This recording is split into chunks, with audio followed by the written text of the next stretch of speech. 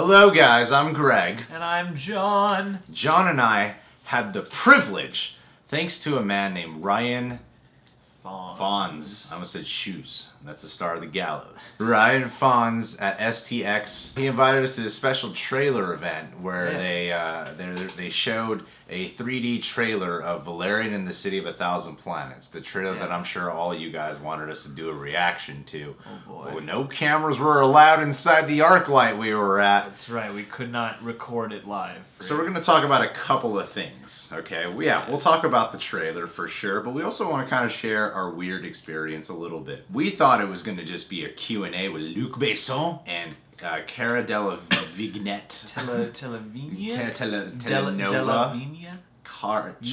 We'll talk with all the other people that is CARA. Then we have to look it up on YouTube.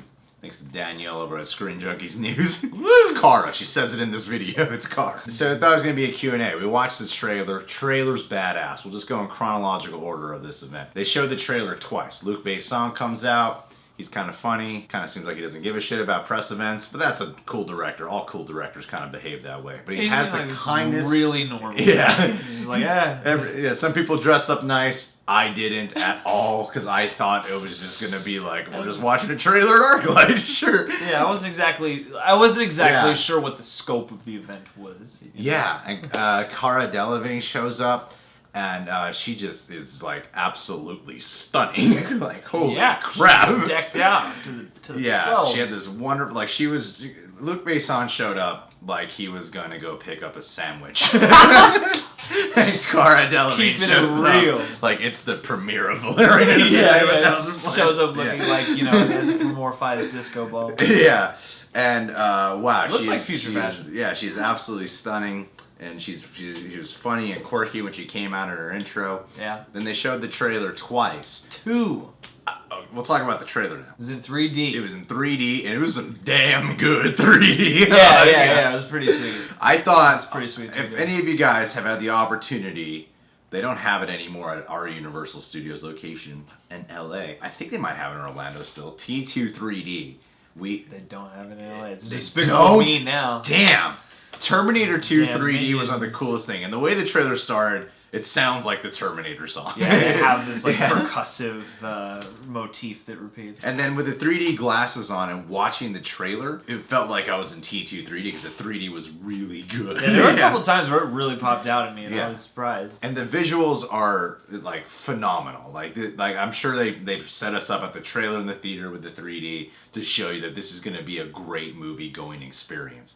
Now, if you watch my first trailer reaction that I did with Evan Dollard, I loved the trailer. I thought it was an amazing trailer. Yeah. Watching this one, which is not only a better trailer, but also like in 3D, it was like, I gotta watch this in the theaters. Yeah. This looked exciting. It did look like a big, sprawling sort of space opera type movie. And it looked bright and colorful and really worth going out for. Oh, totally. And I like the extra footage we got of Laureline and Valerian. Yeah. Because you get a better understanding of what their personalities are like, what their camaraderie is like, and a bigger scope of the world. And it's like a lot more of what we got from the first trailer, but just a little more expanded upon.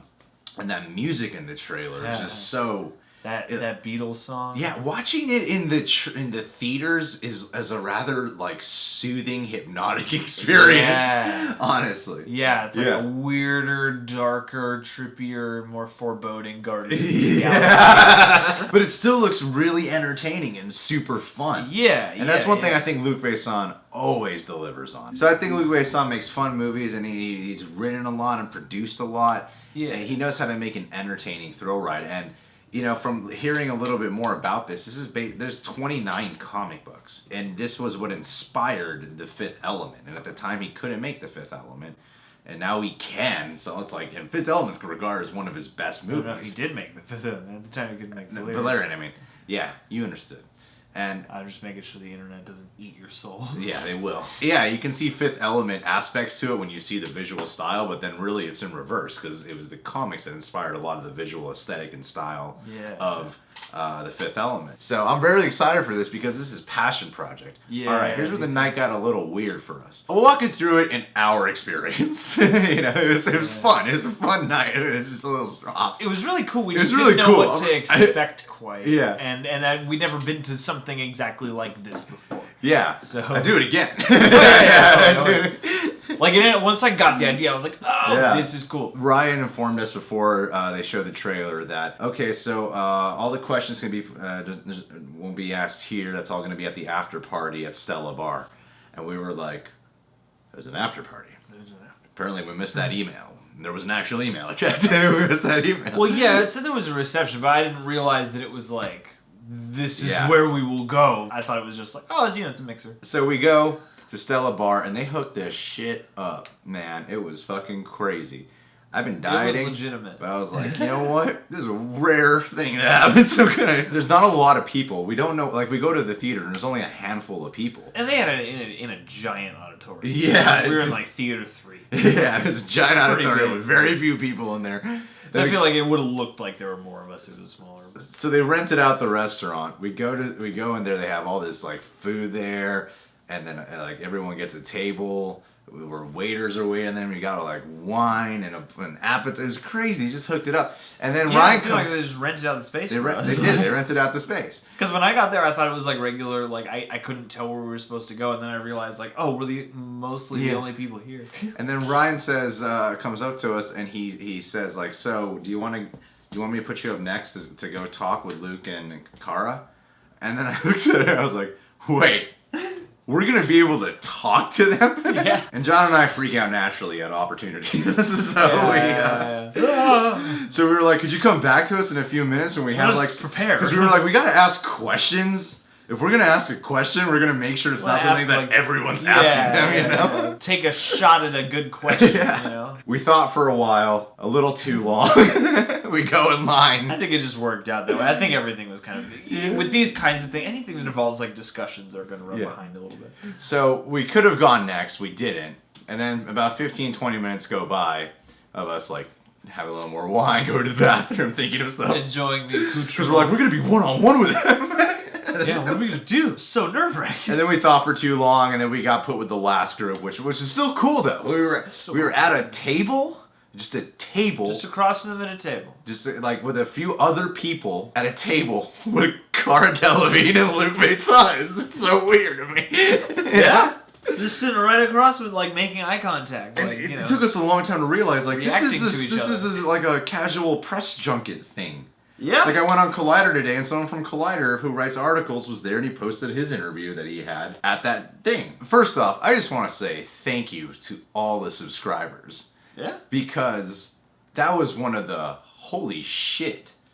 Because when John and I showed up and this is happening, our first instinct is to go, we kind of don't feel worthy to be here. There's like there's something like we're not popular or important enough in any capacity for us to be. We immediately go to selling ourselves short. You know, we run this out. Yeah.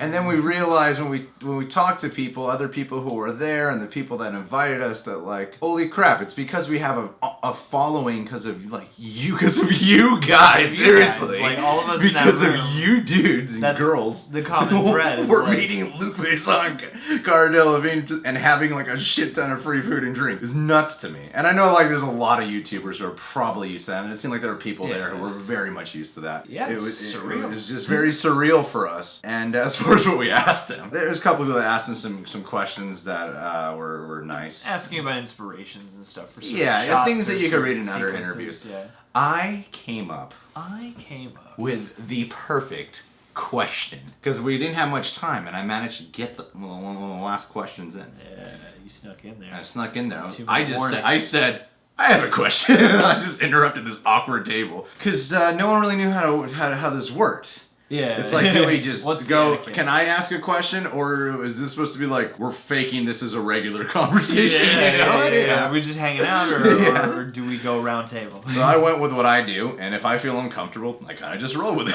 And I go, I have a question, and I raised my hand for no reason. And then, you were also next. No one was in an order.